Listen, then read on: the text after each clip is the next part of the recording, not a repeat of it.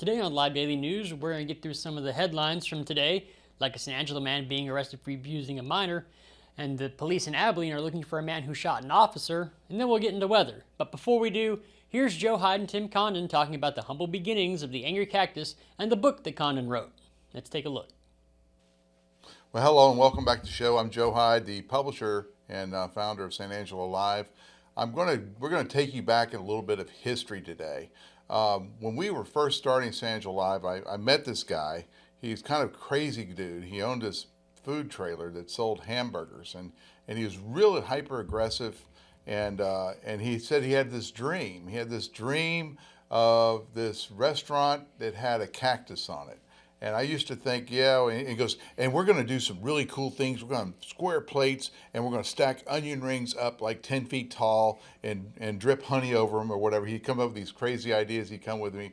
But he rode around in a Dodge Ram truck, and in the back of his Dodge Ram truck was this clay cactus. And Tim would show that cactus around, but he primarily used the cactus as a prop when you were making your arguments to the various city agencies trying to get the Angry Cactus open. And I'm going to keep on talking until I let you talk. But one of the things that you went through is you went through hell. I mean, you went to the design and review, the Historic Design and Review Commission like 6 times before you could get there. Every month you'd be up there with your clay cactus making a new argument.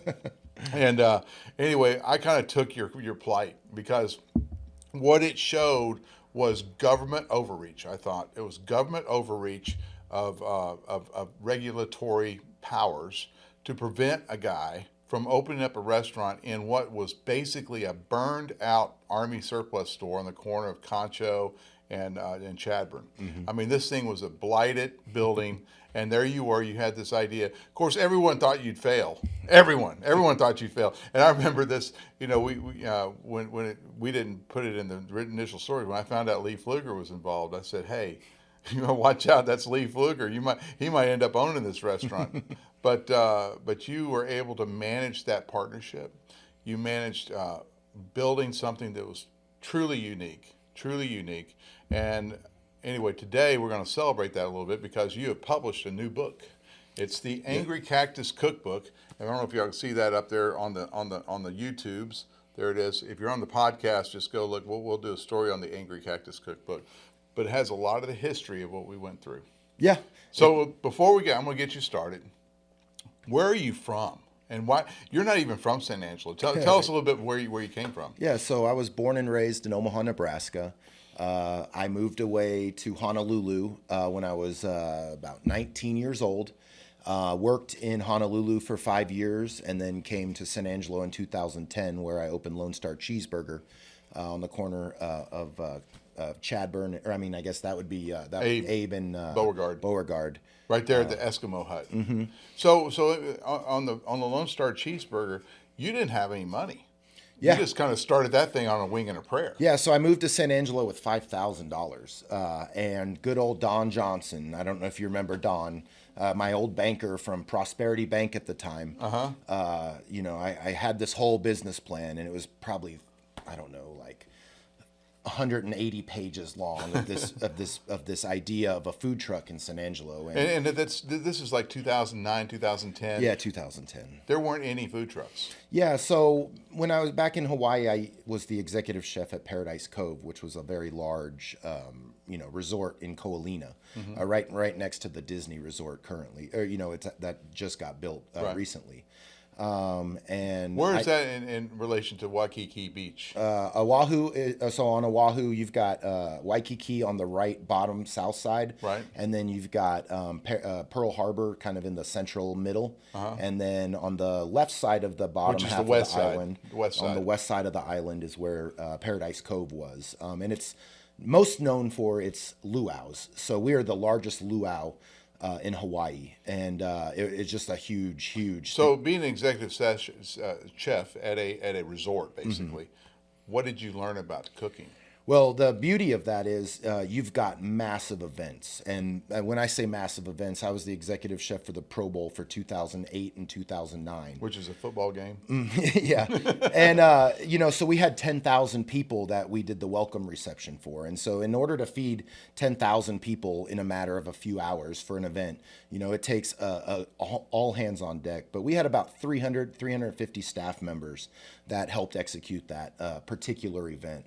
And so, it'd be a matter of 20 different buffet lines here, 20 different buffet lines over there. We had different things broken out, sky boxes and different things that we had to So deal you had with. to cater the sky boxes as well as the general public, I guess. Yeah, at the actual Paradise or Cove. the general ticket people. Right. Yeah, and the whole thing is keep in mind this is a luau, so it's a dinner and a show.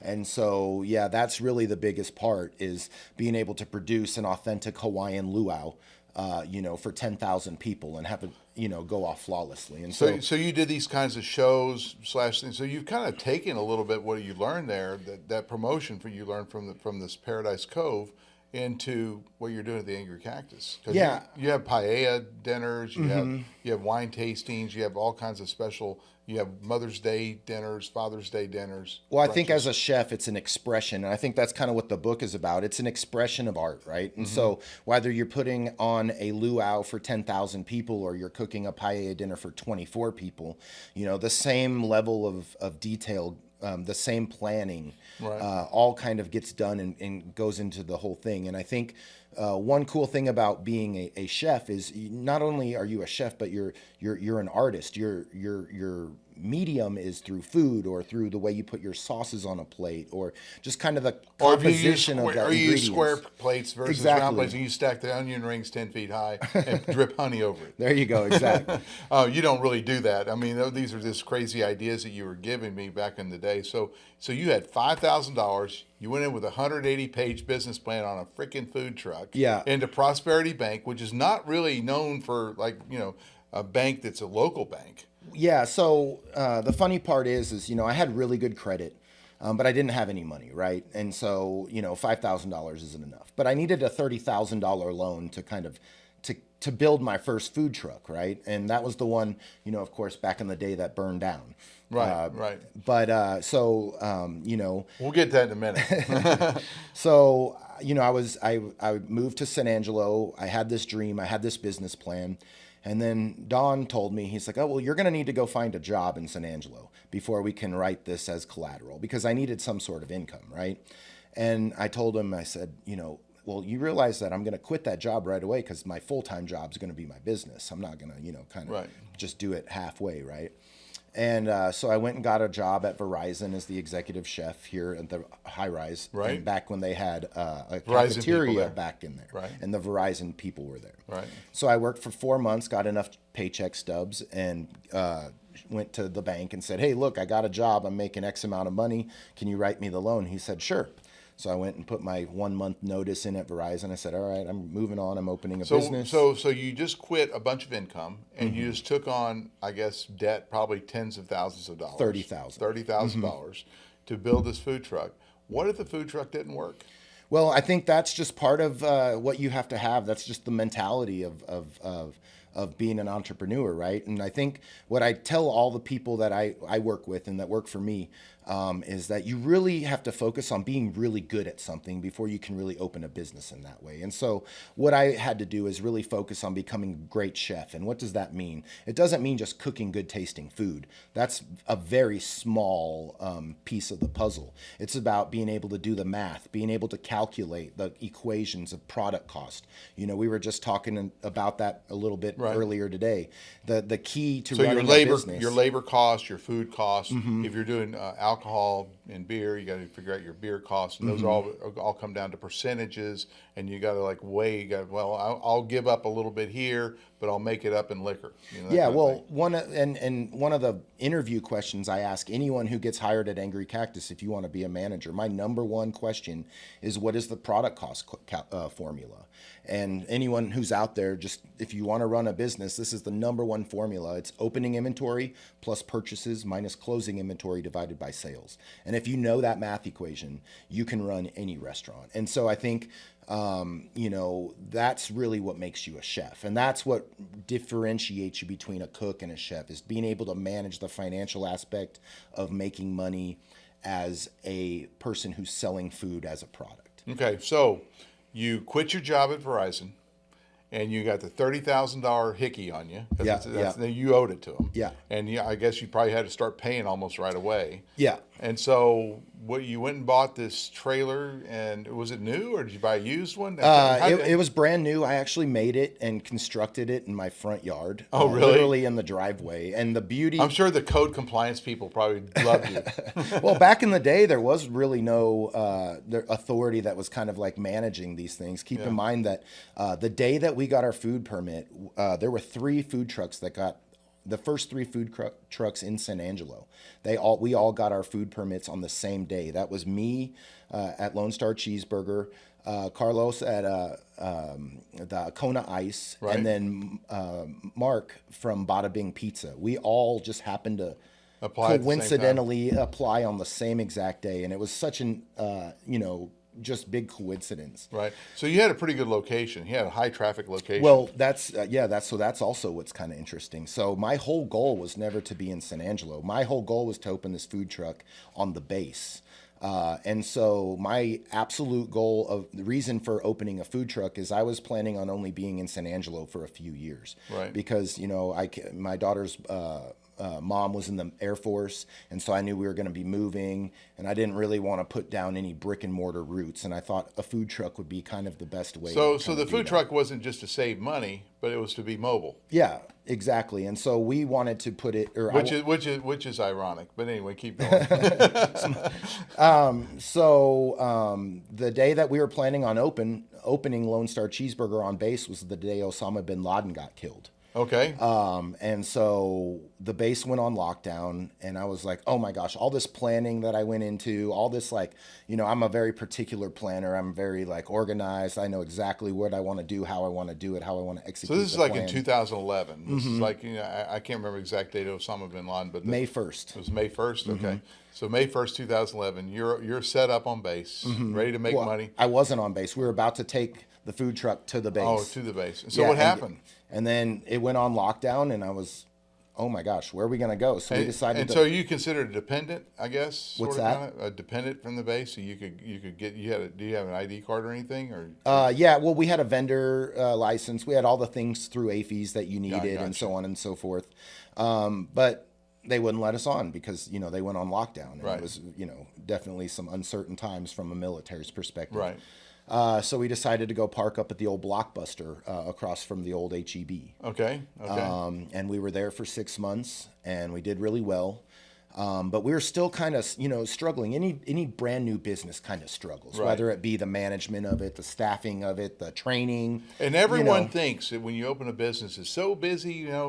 The first 3 months of a restaurant is, you have a line. I remember they opened a Wendy's in Del Rio one time, the first Wendy's ever. For 3 months, there was a line. That started on the street that would go through the drive-thru. And you think, that guy's making a fortune, right? But they're not really. Yeah, it's all about the margin. I mean, you don't really make a lot of money in the restaurant industry. It's not something that you're going to become rich on, you know. But it sure is fun. And when it's your passion, you really don't work a day in your life. You know what I mean? And so that's kind of how I approach that. So you're over there at Blockbuster, across from the old HEB. How did you get this deal where you could be on Bryant? Which, Bryant has the most true traffic. So I really wanted that deal. I tried so hard. We spent the first 6 months, at the old Blockbuster, and then the base finally called us and said, "Oh, you can go ahead and come on base." Well, we went on base, and everything worked out pretty well. But then my generator broke, and of course, a brand new business. I didn't have a lot of money, and I realized if I invest in a new generator, I need to figure out something, because if it breaks again, that's going to be a problem. Right. And my biggest generator's what, $1,500 or something? Well, the one that we had was much more expensive than that. I think it was closer at that. this is 10 years ago, but it was like $5 or $6 grand. For $5 or $6 grand. That's a big expense for a small little. Yeah, because we're pretty big. Because you're not even selling liquor. You're just selling hamburgers and drinks. or hamburgers and Cokes. Yeah, and so that's kind of the progression of the business. And then I knew, well, the key is I don't need to be relying on this generator anymore. I need to be plugging into a building and let the people come to me. My flaw in my business model at the beginning was I was chasing the customer, and I think a lot of food trucks have that problem today. When you chase the customer, unless you're designed for it, say like a Kona Ice is or a Tom's Coffee, when you chase the customer, you become inefficient when it comes to making money, because you'd rather have the customer come to you, so you can set up at a consistent time, execute at a consistent time, have everything kind of be at a consistent place and time. Because if they went over to Blockbuster after you moved on base, you're no longer there. You've lost that customer Exactly, base. and they're chasing you, and it doesn't really work out. If they could get on base at all, you know, in that situation. So anyway, you're on base, and did you make a deal with the Eskimo Joe guy? Yeah, so we made a deal with the Eskimo Hut, and I was like, all right, cool. And we did a news story with the paper at the time. I think this was even before San Angelo Live was around. And so, we started getting a lot of traction, and then it just went up from there. We really got our stability. We really became located in one location. And you didn't have to buy a $5,000 generator. No, yeah, exactly. We were able to plug in just like an RV would, and so on and so forth. And everything was going fantastic. And we were about to open and kind of start working on Angry Cactus. And then in 2014, Lone Star Cheeseburger burned down on Valentine's Day. A big old fire. And there's a story on San Angelo Live about it. Just look for Lone Star Cheeseburger, all one word, Lone Star, fire. You can search for it, and you'll find that story. Exactly. Because we were there. You were there. San Angelo Live was a thing at that time. Yeah. And I'll never forget, I was catering diamonds and champagne, or champagnes and diamonds, at the Cactus Hotel. And I got the call, the trailer's on fire, the trailer's on fire. So I got in my Dodge truck that you were talking about, wrapped up in my old back in the day. Wrapped in the Lone Star Cheeseburger. Did you have the clay cactus in the back? Not at that time. Arrived on scene, and the thing was totally torched. It was absolutely... How did the fire start? It was a grease fire, and that goes to, we were just not built at that time for the volume that we were doing out of that little trailer. And so luckily we had insurance, and we built a brand new trailer. And then, we continued to operate for an additional 10 years. I think we operated totally for about 14 years, from 2010 to, I just sold it in January 1st of this year. So 14 years we operated. At that same corner. You had that stability and everything from the Lone Star Cheeseburger. And we used to have the cheeseburger eating contests and everything. I mean, it was kind of a fun place, Well, and then really my whole goal as a chef is really to kind of stake my own identity, right? And so I think that's kind of where Angry Cactus comes in. Okay, well let's get there in a second. Okay. So while you're dealing with the Lone Star Cheeseburger, and it's cash flowing, so you're doing pretty good with it by this time, and you got a little confidence, and so you came up with this plan for the Angry Cactus. How did you choose the location? Well, we were looking at a variety of different places, but really what I wanted to do is just find the perfect spot. And so we looked around, and the moment that I found the spot where we were, a friend of mine, Mark Stevenson, told me about this little building downtown. And he's a banker too, right? Okay. Told me about this little building downtown, and he's like, just go look in the little hole in the wall. You should see it. And the moment I looked in that hole in the wall and I saw the old stone and all the brick in the back and everything, I just knew instantly. I was like, that's where it's going to be. And a little bit of history about the building you're in. It's actually one of the original buildings in San Angelo. It's built in the 1890s, and it was a wool warehouse. And so people would come through the back, which is on where the Concho River, it faces the Concho River. They come up south side. Come up the hill from the river, I guess, because they didn't have bridges. They didn't have like the Chadron Street Bridge back then. They come up the thing with a mule with stacked high with I guess the mohair. Yeah. And they go into a basement, right? And that's where they would unload it into this basement, and then somehow they would do whatever they do with mohair, and they ship it out of the top where the restaurant is. But the interesting thing about that building is there's a couple things. I'm going to tell you two things that I've learned along the way. That brick wall along the back, it's kind of like a limestone brick. Yeah. It is absolutely the most gorgeous architectural, historic thing you could ever have. It's just beautiful. So you need to go, if you haven't been to the Angry Cactus, look at the back wall, the south wall of the restaurant. You'll see that beautiful brick that's from the 1890s. The second thing is it was a burned out Army Navy surplus store, and you have the story in the book. Yeah. You have the story about how in 1986 it was Cole's Army surplus, and it burned down. And I went when I wrote that story, it was in the book. I went and talked to the guys at Cole's, and they said, yeah. I snuck by the fire department, ran in there into the office, and grabbed the cash. Oh, nice. And grabbed the back then you didn't have computers. Yeah. He grabbed the notebook for accounting. He grabbed all the stuff he could, and got yelled at by the fire department. But I got my cash out. But ever since then, that building had sat there blighted. I mean, you couldn't think of anything. I mean, if you looked at it, you said they just need to tear that dang thing down. But they never, like you said, they never saw that wall in the back. Yeah. Which is a very important part of the historical stuff. I'll tell you a second thing. When you were breaking the ground on building that, of course, Lee Pfluger was a big part. He owned the building, and he also financed the build out. Still does, yeah. And anyway, I talked to Lee. I said, Lee, why do you spend all this money rehabilitating this stuff? And he goes, and he basically said, I could have torn it down and built it for 10 cents on the dollar, you know? And that's the honest to God truth. He's saying, but I care. He just said, I care. I want to keep this part of history. So that I thought was, it really stuck with me how Lee was passionate about, you know, I want to make this something, I want to build it out of something old into something new, as opposed to tearing down all the old stuff, clearing it out and building something new. So anyway, I'm just giving my little. Well, and that's really kind of the blueprint of what Angry Cactus as a concept is. What's old is new again. And I think all of the food that we produce at Angry Cactus has that in mind. It's not only as a chef through my eyes, the different dishes and the different ingredients that I take from maybe, you know, I've got a little Hawaiian influence here and there. You know, I've got a little bit of Nebraska. You mean you got some influence. pineapples? No, well, we use a couple different Asian sauces in some things. And of course, I use a lot of French technique. My culinary background is I'm a French trained culinary chef, so it's all, you know, French techniques in the kitchen dominantly. But we pick a little things from the Asian or the Pacific Rim style. Take a little bit from Nebraska. I use you know, corn husks, and I use corn often. You know, I'm a big corn fan, corn husker all the way. You know, and so really kind of but what's old is new again. So all of our food, in a general sense, is old school favorites kind of redefined through my eyes. And so if you look at our best sellers, like the meatloaf, we're known for our meatloaf. It's an old school dish, meatloaf. It's as old from school the as Depression. You get. Yeah, from the exactly. Depression, you know, but it's completely redone. But why did they create meatloaf? I mean, it's not that good.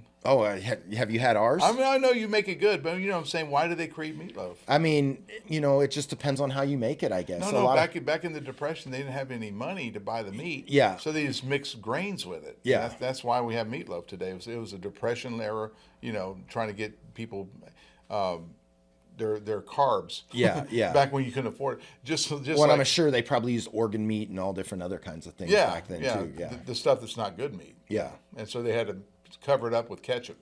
There you go.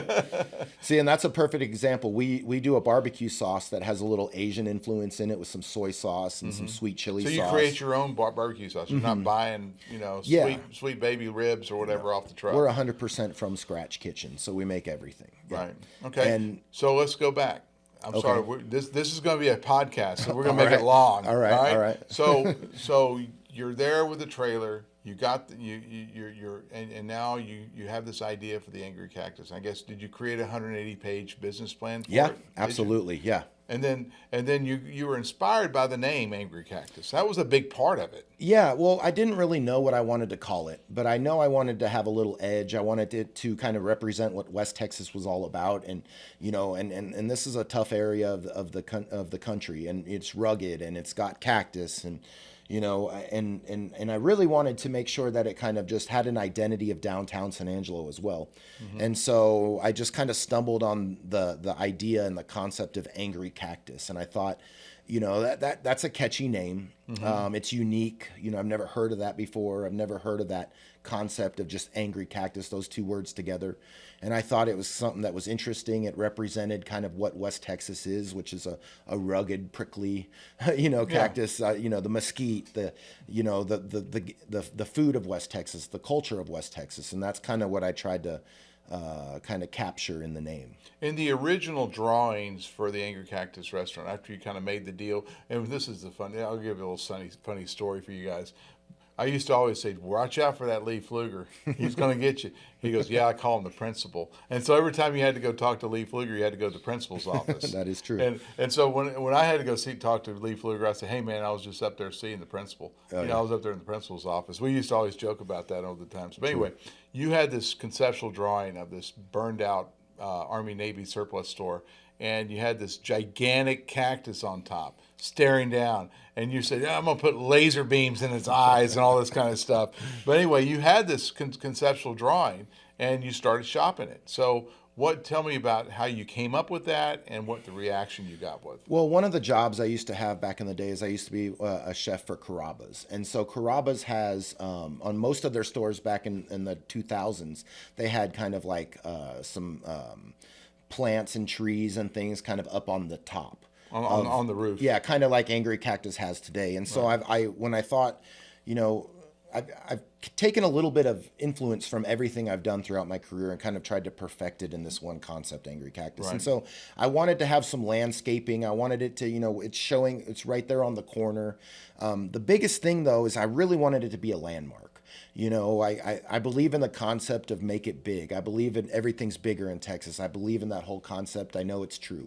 And so I really wanted to make Angry Cactus just stick out in some sort of way. Right. And I didn't really know what that looked like. And, having to go through the process of planning and having to kind of get these ideas from your head that are kind of in the clouds on paper, I had to just make some decisions. And so one day I just drew a giant cactus. I said, that's what it's going to be. And you put it on the roof, like the very top of the roof. Exactly. And then I didn't have any plans on making it what it looks like today in any way. I just wanted to have kind of something there.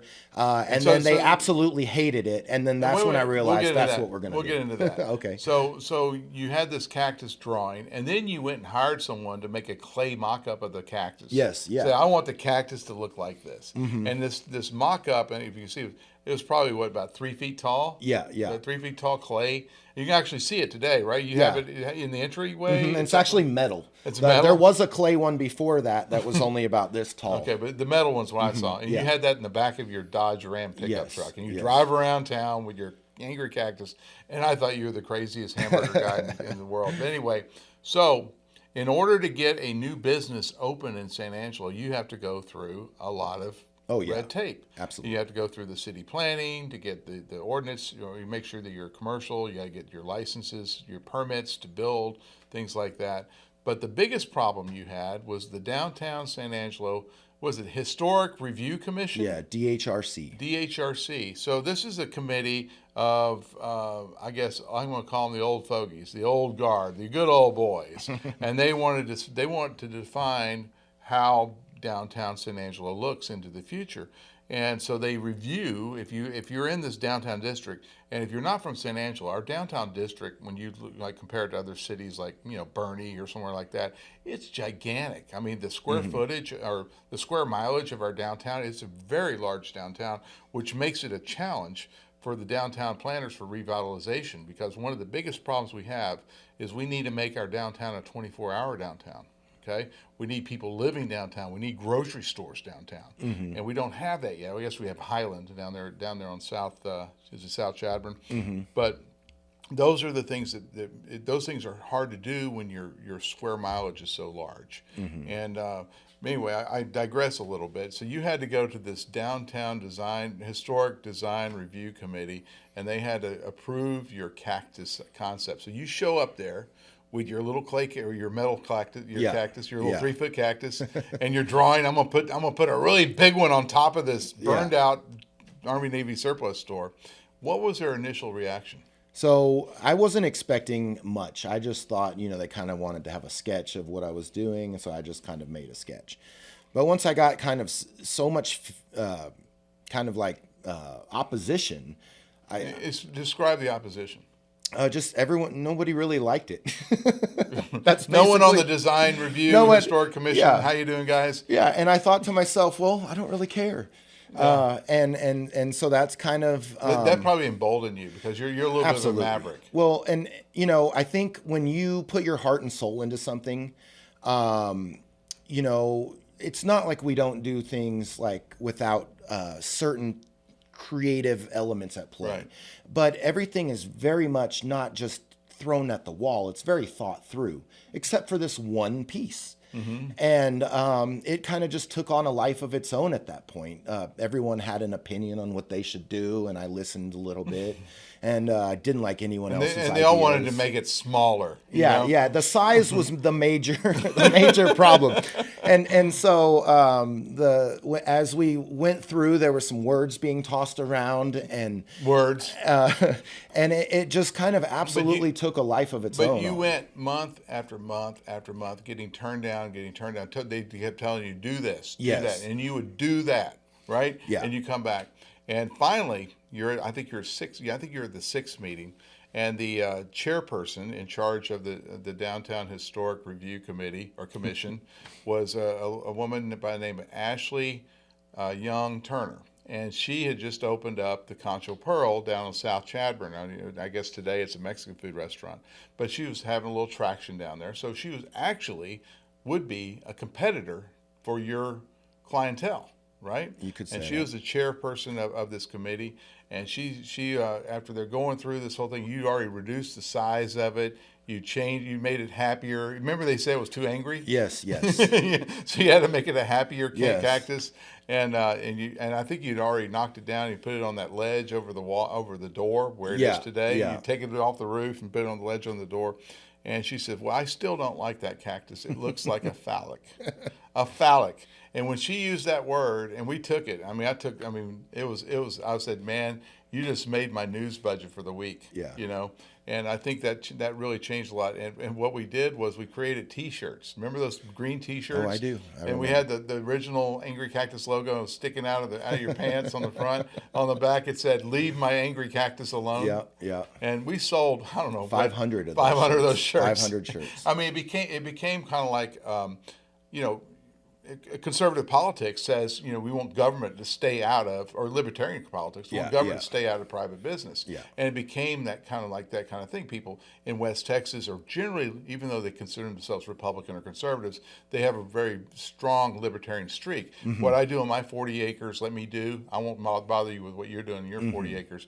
And so they looked at this like government was really overreaching here, trying to define how that cactus is going to look and saying it looks like a penis and that kind of thing. Yeah. The other piece of it was they had just approved putting this old rusty pickup truck on top of the Twisted Root, which is right next door, right behind you. In the same original meeting. Oh, yeah. The first meeting that we had. If they can put a rusty pickup truck on top of a building, why can't you put a plastic cactus up there? Yeah. On the next building.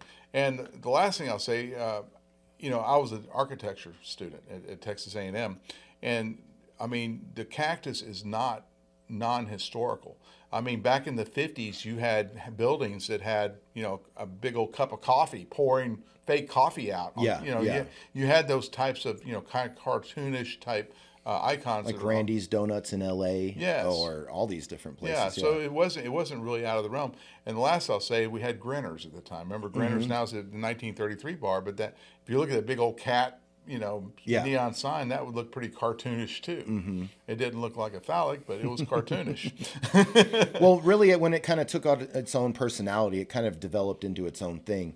And what I really wanted to accomplish was it becoming a landmark, and I think we've really done a good job of having that. You got the good help with the way it was with the controversy around it, and it really shouldn't have been a controversy, but very fortunate that it was. Well, and the funny part too is, if you just drive by, you don't really understand what Angry Cactus is until you get through the front door. It's got a completely different personality once you walk inside. And I think that's really important because it really produces a different experience than if you kind of know what you're going to expect from the outside. And I think it's another quirk. It's another kind of piece of the puzzle that really makes Angry Cactus, vibe and be a concept that's alive and breathing. And I think that's kind of what the whole goal of this idea is to kind of be able to have a place that I can call my own, that I can express myself through food, through events, and through different things that we do. And I think that's kind of what Angry Cactus is really kind of there for, is to provide that, All right, so you get it approved, and you open up, and everyone has, there's a lot of excitement, and I'm sure you were probably packed for the first 3 months, just like all restaurants were. What were some of the early lessons you learned? Yeah, so really, every different concept has kind of a new set of lessons. For Angry Cactus, I really had to learn, like, I think one of the funniest parts is I really had an idea of exactly what I wanted. And one of the things that I always said is I'm going to refuse to serve cheeseburgers at Angry Cactus. That's what I said originally. So on our first menu, we had no cheeseburgers. We had slightly a different menu, and I wanted to have a certain identity. But then at the same time, I started listening to the people. And everyone was like, I need a burger, I need this, I need that. And so I kind of morphed it into a little mix of what the market wanted, but really I wanted to keep my identity front and center. And so that's kind of why I made some executive decisions on certain items of the menu, and then in other ways I kind of. But you added you added cheeseburgers. Yeah, I finally added cheeseburgers, but a really good one. Our Angry Cheeseburger, one of the best burgers I've ever had.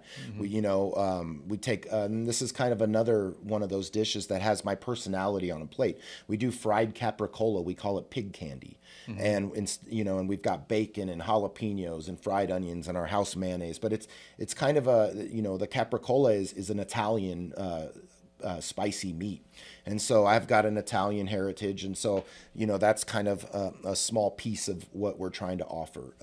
Same thing with our chicken fried steak or our chicken fried chicken. They're old school West Texas favorites, but done in a different way, on a rectangular plate with 3 mini chicken fried steaks. And so it's taking West Texas cuisine like mac and cheese, chicken fried steak, meatloaf, a Cajun chicken pasta, steaks, wild game, quail. We sell Nilgai antelope. And I want to elevate that. And I think that's kind of what the book is all about, is taking those different things that we have in West Texas, like barbecue and wild game, and showing how you can elevate that, because West Texas geographically is half the state. We can't go away from the menu without mentioning the most expensive thing on your menu, which is lamb. Yeah. Isn't it pretty expensive? It can be, but yeah. It's worth it. I mean, Yeah. it is a special treat. Your lamb dish is a special treat. So no one had lamb when we first opened Angry Cactus. I think maybe Peasant Village did, but no one really. And I was just blown away, because to me as a chef, lamb was always one of my favorite proteins of all time. And the key to cooking lamb is you got to cook it properly. You got to sear off all the fat. It's a very fatty meat, but if you properly cook it, it's fantastic. And we sell a ton of it at the Angry Cactus. But the beauty of it is, we are the wool and mohair capital of the world. And so, we've got lamb and sheep and even goats and things of that nature. So in the pasture. Yeah, in the pasture. And so why not make that front and center? And I think at Angry Cactus, we're about 6 to 8% sustainable right now with, we grow all of our own rosemary. Where do you grow it, in the back? Well, we've got some in the back, but we use Dr. Dunham's farm, so he produces all of our herbs like rosemary. Who's Dr. Dunham? Dr. Greg Dunham. He has a ranch on the east side of San Angelo that we use. Yeah. And then of course, we have we're getting chicken eggs from local farmers. We've got honey that is locally sourced. We make all of our hot sauces, our jams, our jellies. That are locally sourced and you can buy at Angry Cactus. We've got seasonings that we make ourselves. All of these different items that we put on our Bloody Mary mix, all of that is local and locally made. And so, we're really trying to kind of increase every year our sustainability. And the next phase will be things like incorporating, potentially like cabrito on the menu or something like that. We just added Nilgai antelope. Which is child goat. Yeah, and it's delicious, by the way. It is. When you go to Mexico, my favorite place in Acuna used to be La Macarena. Okay. And they had the cabrito. Nice. It was the most wonderful dish. They're in Mexico. It was around the border town there, but of course you can't go on the border anymore without getting kidnapped. Yeah, right? yeah. But anyway, so now you have today. It's hot off the press. The Angry Cactus cookbook, but it's more than just a cookbook. I mean, kind of explain what your inspiration was behind this book. Yeah, so basically, for me, like I said, as a chef, you're kind of at this intersection between art and a product, right? And so not only do I cook, but I have this constant obsession to kind of self-express, right? And I love to paint, so I do most of the paintings at Angry Cactus are done by me. Are you serious? Mm-hmm. So I do a lot of painting. So you throw a lot of paint on the wall, Yeah, and call it art. Exactly. I mean, I love abstract stuff. You know. Well, you were doing nude art the other day. Last time we interviewed, you were doing nude art. Yeah. So I love spray paint. You know, you were just looking for a new girlfriend, weren't you? There you go. You know, I used to do a lot of spray paint, you know, graffiti when I was a kid growing up, you know, and so I kind of just used that medium and that kind of style and kind of did a little acrylic mixed with some spray paint. But it's just another way to kind of like create and kind of create a situation where you can control kind of an idea. Right. And, you know, that's what painting does for me. And so we've got a lot of local art in the book, a lot of local artists, a lot of the downtown. You know, Julie Raymond did a really awesome job with all these different projects she has going on. And she's with Art in Uncommon Places where they're putting these statues and, I guess, sculptures and paintings and everything on at random places throughout town. And it's all a nonprofit, and you can donate to her and everything. But it's Julie Raymond does all that anyway. Yeah, and it's all throughout downtown. And so we really wanted to capture kind of the art culture of San Angelo, not only the restaurant culture of Angry Cactus, but the art culture of San Angelo and West Texas in a broader range. Right. So, and that's through the art, that's through the stories in the book, that's through the history, that is through the recipes. In this book, you have recipes, but it's interspersed mostly with stories and pictures of art, and you kind of explain why this matters. Yeah, and because, you know, for me, a restaurant is not about putting food on a plate. You know, everybody does that. Right. I think the modern version of a restaurant is a self-expression from a chef, and I think that's what you don't get in the corporate world. And that's what you don't get that from like Chili's or Applebee's, but that is what an independent restaurant can do. Right. And so I really take that task at hand, both from an operational perspective at Angry Cactus in our four walls, but also through this book, and really kind of explaining kind of why I see things the way I see them. You know, there's all these different topics about West Texas cuisine. One of the interesting stories in here is one I wrote. Now, you know, I remember we mentioned that the Angry Cactus was this burned out Kohl's Army Navy surplus store that had been sitting there vacant since 1986. But someone had come in there and they painted these paintings on the outside of it, trying to make it look better. And on where the front doors are, it was padlocked. I remember this. And you had a picture of Pancho Villa running out of the doors. And you actually have that above the bar. Yeah. You can go in there and you see the original doors above the bar with Pancho Villa on it. So that's not that actually. Did you ever find out who the artist was and all that? Yeah, I think you have it in your story. Did I put it in there? Yeah. I can't. Yeah, I wrote the thing. It was a while ago, like 5 or 6 years ago. 6 years ago, yeah. Yeah. But the Pancho Villa story is interesting because it kind of tells the story of the building too. Well, yeah, and it goes back to that concept: what is old is new again. You know, Right. and I think that's kind of the theme that seems to repeat itself throughout Angry Cactus. Is what's old is new again. You know, even from the woodwork on the bar, you know, that's all old wood from the old the supermarket down there on I think it's Twig and I'm not sure what street that is. Irving, yeah. I mean, I'm looking at it right over here on the downtown line. Looking out our window here. I know, right? So, you know, what is old is new again. Even the recycled copper at the bar and different things like that. And so, you know, I think that's important to kind of have a little history tied in with every little aspect. And I think the details are what make Angry Cactus so unique. There's a little detail here and there from the blue tree. You know, there's a story about the blue tree. Yeah, you have a blue tree inside that's lit up, I think. Yeah, exactly. It's got its own story. I mean, just all kinds of different things. The book is The Angry Cactus Cookbook. It is a regional look at West Texas cuisine by Chef Timothy W. Timothy W. Condon. Exactly. Chef Timothy. Yeah. Anyway, Tim Condon's been a great friend of ours for 10 years now, maybe 12 years. I don't know how long it's been, but we've been passing ideas back and forth that long, and I certainly appreciate your friendship and appreciate what you've done. I mean, you wrote a book. Yeah, I can't believe it. You can't believe it. You wrote a book. You can get it, I guess, in the restaurant? Yeah, so we have it on the shelf at the restaurant. It's $49. And then it'll be available on Amazon starting in January, and we'll have a whole release and all that good stuff. But it came in today. It's hot off the press. I wanted to call you first. I mean, I'm feeling it. It's freshly baked right out the oven. Anyway, Tim, thank you for coming on San Angelo Live today, and thanks for telling your story. Absolutely. And don't forget to get you a copy of the book. I'm actually going to get you to sign mine. I will. Will you sign it? Sure will. All right. Well, now back to you guys in the studio. Right now at Jim Bass, scan our QR code and find great deals on cars and trucks. Right now, you can get 11 grand off MSRP on all remaining 2024 Ford Expeditions in stock.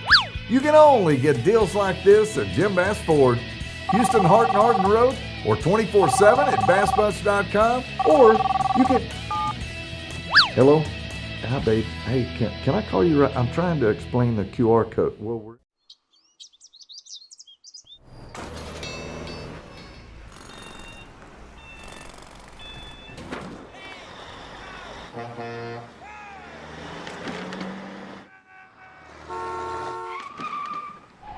It's hard to believe how reckless some people can be and how hard they fight against real victims. You need a partner who consistently beats the giants and who will never, ever flinch. Into some news stories, the Abilene Police Department is looking for 39-year-old James Wesley Key, who is accused of shooting an officer during a traffic stop, and they're actually offering a $5,000 reward for Key. Now, locally, Ramiro Galvan was arrested yesterday for the continuous sexual abuse of a minor who was under 14 years old. College Hills has finally reopened after their final paving, and Joe Harris cashed in the 6th round of the National Finals Rodeo. Now into weather. If you survived last night's little freeze, things look a little more pleasant from here on out. Right now it's 61 degrees outside, the high for today. Then tonight the low drops down to 37. Tomorrow will be partly cloudy outside with a high of 60, and then tomorrow night the low hits down around 49. On Friday things heat up substantially to 71. It'll be mostly sunny out, and then Friday night the low gets back down to 49. Saturday and Sunday the highs are 70 and 74 respectively, with lows at 42 on Saturday and 54 on Sunday. Now here's a word from Condon's Diamonds and Coins. When it comes to unique pieces you can't find anywhere else, Condon's Diamonds and Coins is your one-stop shop. With over 24 years in the diamond and coin industry, Condon's Diamonds and Coins is West Texas's choice for diamonds, jewelry, coins, silver, and gold. Owner Bill Condon stands by his work and offers free consultations, including estate jewelry. Don't just trust anyone with your valuables. Come see the staff at Condon's at 1016 West Beauregard in San Angelo. Thank you for watching the Live Daily News Show, the only locally owned news show in the Concho Valley. Go like us on Facebook, X, and other social media platforms, and download the San Angelo Live mobile app to stay up to date with news from in and around the Concho Valley. Thanks again, and we'll see you back here tomorrow.